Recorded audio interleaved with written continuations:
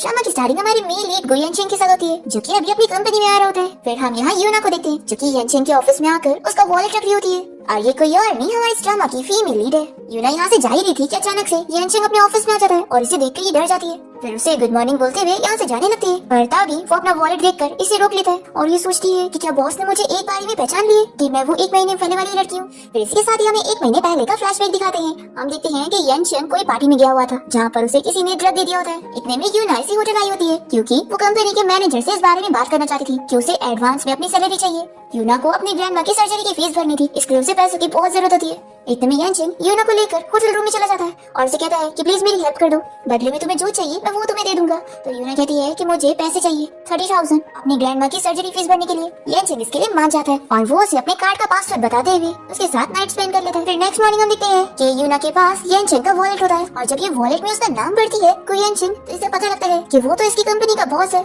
यूना सोचती है कि मुझे सिर्फ 30,000 की जरूरत है अपनी ग्रैंडमा की सर्जरी की फीस भरने के लिए, फिर उसके बाद मैं उसका ये वॉलेट उसे वापस कर दूंगी। अब यहाँ प्रेजेंट में हम देखते हैं कि यनचेंग यूना के पास आकर उसकी आईडी में उसका नाम पढ़ता है और कहता है कि अच्छा तो तुम इंटर्न असिस्टेंट हो, तो आप ये बताओ कि मेरा वॉलेट तुम्हारे पास कैसे था। यूना सोचती है कि मैं बस इसका बैंक कार्ड वापस करने के लिए इसे वॉलेट देना चाहती थी और मुझे लगा था कि आज ये ऑफिस में नहीं आने वाला है, तो मैं सीक्रेटली इसे रखने आई थी। फिर वो डरते हुए जल्दी से बहाना बना लेती है कि बॉस मैं यहाँ पर आपको फाइल देने आई थी और मुझे ये वॉलेट मीटिंग रूम में मिला था, तो मैं आपको देने आई थी। यनचेंग कहता है कि मुझे तो याद नहीं कि मैं आज मीटिंग रूम में गया, और वैसे भी मेरा ये वॉलेट काफी टाइम पहले घूमा था। तभी अस्टिन यहाँ पर मैनेजर को कॉल करके तुरंत ही उसके ऑफिस में आने के लिए बोलता है कि किसी ने मिस्टर गू की चीजें चुराई है। ये सुनते के साथ ही यूना डर जाती है और कहने लगती है कि बॉस ऐसा बिल्कुल नहीं है, मैंने आपका वॉलेट नहीं चुराई हूँ, मैं एक्सप्लेन कर सकती हूँ। तभी यनचेंग उसे दूर करने लगता है और यूना गिरने लगती है तो वो उसे गिरने से भी बचाता है। तभी यनचेंग यूना को जानी पहचानी लगने लगती है और उसका सेंट भी। यूना जल्दी से उसे दूर होती है और सॉरी बोलने लगती है। तभी यहाँ पर उसे वॉमिटिंग जैसा होने लगता है, तो वो सोच बढ़ जाता है कि इसे क्या हो गया। तभी इतने में यहाँ पर मैंने चला जाता है और पूछ लगता है कि बॉस आपकी क्या चीज चोरी हुई है। और वो यहाँ पर यूना को देखकर पूछता है कि तुम यहाँ पर क्या कर रही हो, तो अस्टिन बताता है कि यही लड़की चोर है। फिर गार्ड्स तो तुरंत ही यूना को पकड़ लेते हैं और वो यनचेंग से कहने लगती है कि बॉस मैं कोई चोर नहीं हूँ, आपका ये वॉलेट मुझे फ्लोर पे मिला था, तो मैं बस आपको देने आई थी। अस्टिन बताता है कि बॉस यहाँ पर कोई सीसीटीवी नहीं है, तो क्या हम इस लड़की को डायरेक्ट पुलिस को हैंड ओवर कर दें। फिर यहाँ पर यूना को इतना डरा हुआ देखकर यनचेंग सोचता है कि ये लड़की मासूम लगती है। फिर वो अपने अस्टिन से कह देता है कि ये चोर नहीं हो सकती। ये लोग यहाँ से यूना को जाने दे देते हैं और मैनेजर यूना को चिल्लाता है कि अगली बार ऐसी कोई हरकत मत करना, नहीं तो मैं तुम्हें जॉब से ही निकाल दूंगा, ठीक है, नहीं तो तुम जॉब से ही हाथ धो दोगी। ऐसा बोलकर वो चला जाता है। फिर यूना यहाँ पर यनचेंग को देखते हुए अपने बेबीज के बारे में सोचने लगती है कि तुम्हारे डैड को तो पता भी नहीं है कि तुम एग्जिस्ट करते हो और उसे पता भी नहीं चलेगा, क्योंकि कल अबॉर्शन के बाद उसका और मेरा सारा कनेक्शन खत्म हो जाएगा। फिर हम देखते हैं कि यनचेंग यहाँ पर अपने अस्टिन से पूछता है कि उसे 1 महीने पहले वाली लड़की के बारे में क्या पता लगा। अस्टिन कहता है कि बहुत सॉरी, उस लड़की के बारे में भी कोई इन्फॉर्मेशन नहीं मिली। उस दिन जब मैं आपको हॉस्पिटल छोड़कर वापस आया था तो वो लड़की भी वहाँ से जा चुकी थी। जाओ फैमिली जिन्होंने आपको ड्रग दिए थे वो अपनी बेटी को आपके साथ भेजना चाहते थे, इसलिए उन लोगों ने पहले से सीसीटीवी फुटेज ऑफ कर दी थी, इसलिए हमें उस लड़की के बारे में कुछ इन्फॉर्मेशन नहीं मिल रही। तभी यनचेंग याद करने लगता है कि उस लड़की ने हमारी कंपनी का यूनिफॉर्म पहनी थी और उसके हाथ में लाल धागा था। फिर हम यूना को देखते हैं जो कि ऑफिस की छुट्टी होने के बाद हॉस्पिटल जा रही होती है चेकअप के लिए। तभी इतने में कंपनी से बाहर निकलते वक्त इसके मॉम और भाई यहाँ पर आ जाते हैं। यूना की मॉम उसे पूछने लगती है कि तुमने अपनी ग्रैंडमा की हॉस्पिटल फीस भरी और तुमने तो हमें बताई ना कि तुम्हारी सैलरी अभी तक नहीं आई है, तो तुम्हारे पास इतने पैसे आए कहाँ से। ऐसा बोलते हुए यूना की मॉम और उसका भाई उसका बैग चेक करने लगते हैं कि जरूर उसने कोई पैसे छुपाई होगी। यूना कहती है कि आप लोग को ग्रैंडमा की नहीं पड़ी है तो क्या हुआ, मुझे पड़ी है, मैं उनकी जान बचाऊंगी। यूना की मॉम कहती है कि अब तुम्हारे पास इतने पैसे हैं तो अपने भाई की शादी के लिए 2 लाख दो, ताकि मैं तुम्हारे भाई के लिए घर भी खरीद सकूं। तो यूना यहाँ पर कह देती है कि मेरे पास कोई पैसे नहीं है। तो उसकी मॉम कहती है कि अगर ऐसी बात है तो फिर तुम्हें मिस्टर वांग उस ओल्ड मैन से शादी करनी होगी।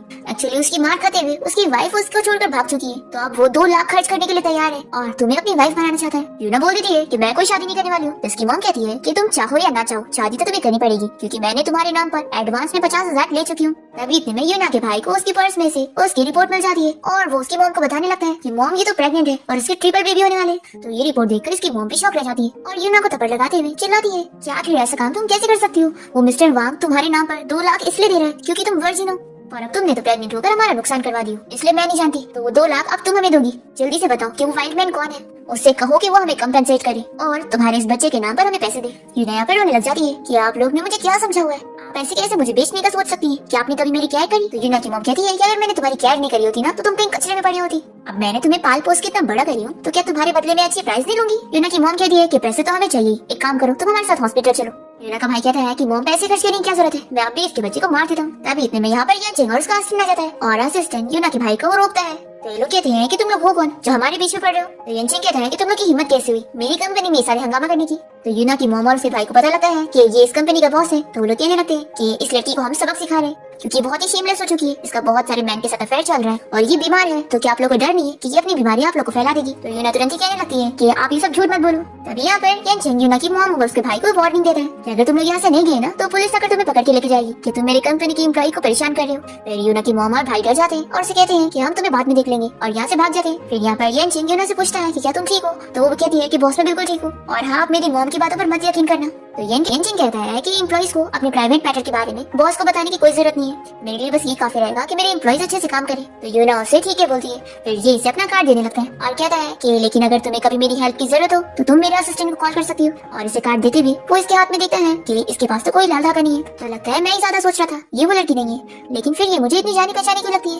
फिर वो इसे सवाल करने जा ही रहा होता है कि तभी इतने में उसे कॉल आती है कि उसे 1 महीने पहले वाली लड़की के बारे में कुछ न्यूज मिल गई है। तो वो तुरंत ही यहाँ से चला जाता है। फिर यूना यहाँ पर अपनी बेबी से कहने लगती है कि तुम्हारे डैड तो बहुत ही अच्छे मैन है, लेकिन वो इतने अमीर सीईओ है और तुम्हारी मॉम तो बस एक गरीब एम्प्लॉई है। तभी यूना देखती है कि उसके हाथ में वो लाल धागा नहीं है क्योंकि उसकी ग्रैंडमा ने उसे दी थी। फिर यूना ढूंढने लगती है और तभी उसे अपना लाल धागा मिल जाता है। और फिर इतने में यूना को हॉस्पिटल से कॉल आती है। तो ये कहती है कि मेरी ग्रैंडमा को क्या हो गया, मैं अभी वहाँ पर आती हूँ। फिर हम देखते हैं कि यूना यहाँ भागते हुए हॉस्पिटल पहुंचती है और पूछती है कि मेरी ग्रैंडमा कहाँ पर है। नर्स उसे बताती है कि तुम्हारी मॉम और तुम्हारा भाई तुम्हारे ग्रैंडमा को फोर्स करके लेकर गए और अगर आपकी ग्रैंडमा की चोट में इन्फेक्शन हो गया तो बहुत बड़ी प्रॉब्लम हो जाएगी। ये सुनकर यूना अपनी ग्रैंडमा के बारे में परेशान होने लगती है और यहाँ पर बेहोश हो जाती है। दूसरी तरफ येनचेंग अपनी कंपनी के मैनेजर से कह रहा होता है कि तुमने जो लड़की के बारे में मुझे बताया ये वो लड़की है ही नहीं, क्योंकि मैं जिस लड़की को ढूंढ रहा हूँ उसके पास लाल धागा भी है। वैसे ये बताओ कि क्या कंपनी में कोई ऐसी एम्प्लॉई है जिसकी कोई ग्रैंडमा हो और वो बीमार हो? तो मैनेजर इसे यूना के बारे में बताता है कि उसकी ग्रैंडमा बीमार है और वो एक कॉलेज स्टूडेंट है जो कि अपनी ग्रैंडमा की मेडिकल फीस भरने के लिए जॉब कर रही है। और अगर बॉस वही लड़की को आप ढूंढ रहे हैं तो मैं आपको बता दूं कि मैंने उसके कलीग से सुना कि वो प्रेग्नेंट है। तो अस्टिन कहता है कि बॉस अगर ऐसा हुआ कि वो लड़की प्रेग्नेंट है तो यानी ये बेबी आपका होगा ना। फिर येनचेंग यहाँ पर सोच पड़ जाता है कि क्या सच में यूना ही वो लड़की है।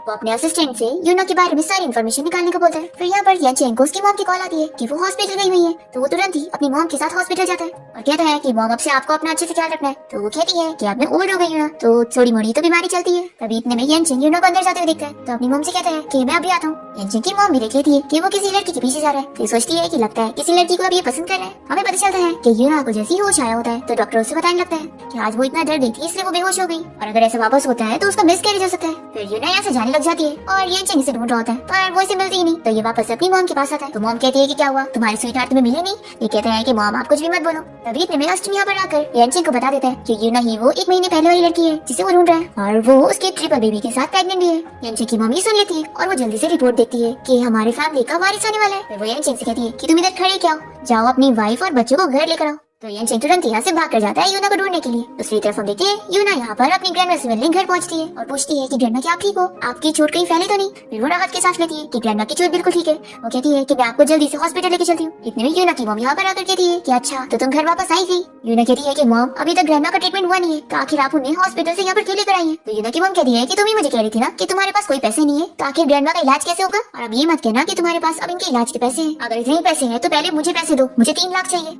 यूना कहती है कि मॉम आप ऐसा क्यों कर रही है, ग्रैंडमा को इलाज की जरूरत है। यूना की मॉम उसे चिल्लाकर कहती है कि तुम अगर मुझे पैसे नहीं दोगी ना तो फिर मैं तुम्हें उस ओल्ड मैन को बेचने वाली हूँ। तब यहाँ पर वो मिस्टर वांग पहुंच भी जाता है यूना को लेने के लिए। यूना की मॉम कहती है कि पहले वो बची हुई 1.5 लाख दे दो फिर इसे लेकर जाओ। तो वो अपना कार्ड निकाल कर कहता है कि ठीक है अब से ये लड़की मेरी वाइफ होगी। तो यूना की मॉम और भाई कहने लगते हैं कि हाँ हमें बस पैसा चाहिए, आपको फिर इसके साथ जो करना है वो करो। तभी ग्रैंडमा यहाँ पर चिल्लाने लगती है कि आखिर यूना की मॉम और उसका भाई उसके साथ ऐसे कैसे कर सकते हैं। यूना यहाँ पर मिस्टर वांग को बता देती है कि तुम मुझसे शादी नहीं कर सकते क्योंकि मैं प्रेग्नेंट हूँ और मेरे बच्चों का डैड गुयानशिंग है। ये सुनकर ये लोग शॉक हो जाते हैं और फिर यूना इन लोग को जल्दी से चकमा देकर यहाँ से भाग रही होती है पर तभी जल्दी से उसका भाई उसे पकड़ लेता है और ये मिस्टर वांग कहता है कि अच्छा तुम लोग मुझे धोखा दे रहे थे, ये लड़की का पहले से रिलेशन है और तुम लोग बोल रहे थे कि बहुत ही क्लीन है और इसकी होने वाले बच्चे का डैड तो मिस्टर गुयानशिंग है। तो यूना की मॉम और उसका भाई कहते हैं कि ये लड़की झूठ कह रही है बस शादी से बचने के लिए, अगर ये सच होता तो हम थोड़ी ना इतने अमीर बंदे से पंगा लेते, इसलिए लाओ हमारे पैसे हमें दे दो और इस लड़की को लेकर जाओ। मिस्टर वांग कहता है कि लेकिन अभी लड़की सेकंड हैंड हो चुकी है तो मैं पूरे पैसे नहीं देने वाला हूँ, अब मैं सिर्फ 50,000 दूंगा। तो भी ये लोग ले लेते हैं कि इसे लेकर जाओ और हमें पैसे दे दो। फिर मिस्टर वांग यहाँ पर यूना को पकड़ के लेके जाने लगता है। तभी वो उसे अपना पीछे छुड़ा रही होती है। तो मिस्टर वांग से चिल्लाता है कि बाहर किसी वाइल्ड मैन के साथ अफेयर चला रही हो और मेरे सामने प्रिटेंड कर रही हो।